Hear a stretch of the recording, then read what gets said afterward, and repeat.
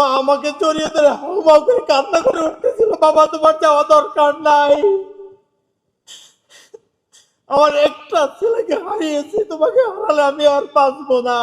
ওসমান হাদি সাহাবাকে দাঁড়িয়ে বলছিলেন, এ আল্লাহর জমিনে আমরা কাউকে ভয় পাই না, আমাকে যদি হত্যা করা হয় আমার পরবর্তী ভাইরা, আমার সন্তানরা এই আন্দোলনকে চালিয়ে নিয়ে যাবে, আধিপত্যবাদের বিরুদ্ধে আমাদের লড়াই চলবে, বাংলাদেশের ইনসাফ প্রতিষ্ঠার জন্য আমাদের লড়াই চলবে, সততার জন্য আমাদের লড়াই চলবে, যতদিন বেঁচে আছি এই আল্লাহর জমিনে সংগ্রাম করে শহীদ হয়ে যাব।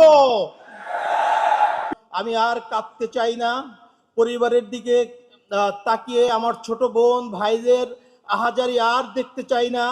আমি আপনাদের কাছে একটাই দাবি জানাতে চাই, দুই তিনটা ইস্যুকে সামনে রেখে এই দাবি যদি আপনারা বাস্তবায়ন করতে না পারেন, এই বাংলাদেশের স্বাধীনতা সার্বভৌমত্ব আছে বলে আমরা মনে করি না। যে স্বাধীন বাংলাদেশে আল্লামা দিলওয়ার হোসেন সাঈদীর সাক্ষীকে ভারতের কারাগারে পাওয়া যায়, যে ওসমানের খুনি করার 6 ঘন্টার ভিতরে বাংলাদেশ বর্ডার পার করে যায়, এই দেশের স্বাধীনতা সার্বভৌমত্ব আছে বলে আমি বিশ্বাস করি না। প্রিয় ভাইরা আমার, এই 56,000 বর্গ মাইলে আজাদির লড়াই আপনাদেরকে শুরু করতে হবে। এই মুসলিম বঙ্গে মানুষের মুক্তি আসা না পর্যন্ত আপনারা করে ফিরে যাবেন না, আমাকে ওয়াদা করেন।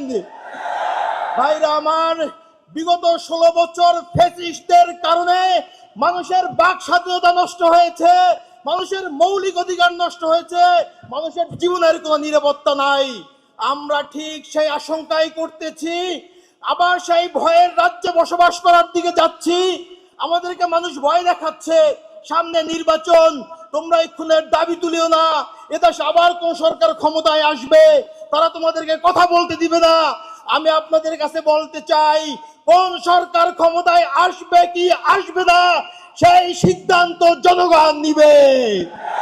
যদি আপনারা এই কোন সরকার ক্ষমতায় আসবে আওয়ামী লীগের মডেলে নির্বাচন করে আবার আধিপত্যবাদীদের ক্ষমতায় আনতে দেন, এর জন্য আপনারাই দায়ী থাকবেন। প্রিয় ভাইরা আমার, ওসমান হাদির ভাই হিসেবে বলতে চাই নাই, একজন সহযোদ্ধা হিসেবে বলতে চাই, আগামীর বাংলাদেশ কিভাবে নির্মাণ হবে সেই সিদ্ধান্ত আপনাদেরকে নিতেই হবে। সানবিট সব দিবে সামাল। সানবিট ম্যাজিক প্রেস ডিশওয়াশিং এর মাথা ঘোরানো সলিউশন।